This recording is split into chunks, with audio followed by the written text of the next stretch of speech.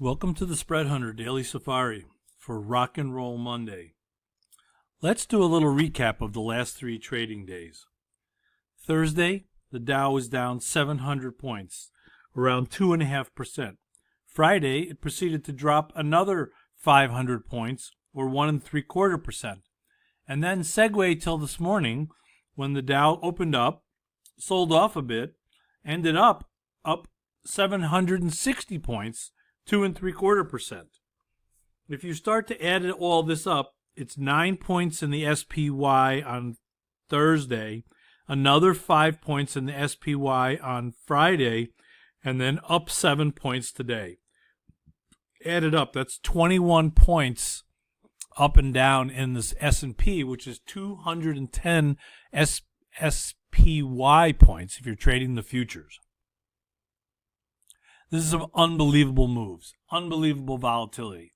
On top of that, this week, we have 3 expirations in 4 days. Instead of Monday, Wednesday, Friday, we have Monday, Wednesday, and Thursday. So what we're looking at here is the expirations for 3/29, which is actually Thursday. And I wanted to point out a few of these options to you. This option here, the 72 calls, was trading earlier today at about 4 cents. The 75 calls were trading around 2 cents. I'm not sure you could have bought them there. The 74 calls, you more than likely could have bought them for a penny.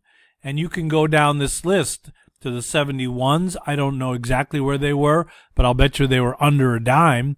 The 70s, probably 10, 15 cents. You can see the gigantic moves that these options have made in the last 3 days. And that doesn't say anything for the put side. I'm just looking at the call side. We like to buy cheap calls, and when they blow up like this, it's very, very rewarding. Here's another one for you. Apple, I don't know the exact range, but it's trading 72. It was down in the mid to low 60s on the close on Friday, and I'm not sure what the actual low is. It could have been 63, 64. And there are options in here which expire this Friday. The 80s were a penny, I know. The 77.50s were under a nickel. And the 75s were probably about 15 cents when the stock was, 12 points lower. So this is just another example of, if you're not trading the indexes, you can get into these equities. They are moving this much, and it's not that hard to capture them, whether you're straight out buying the options or you're buying the spreads. I don't know where these spreads are, but this spread right here was probably under a nickel, just like the one above it is now, 7 points lower, and the same thing over here on the call side. These spreads that are trading for 20 cents, this 1 point spread, you probably could have bought this for, 3, 4, 5 cents at the most. Same thing probably with the 68, 69. Couldn't have been much over a nickel.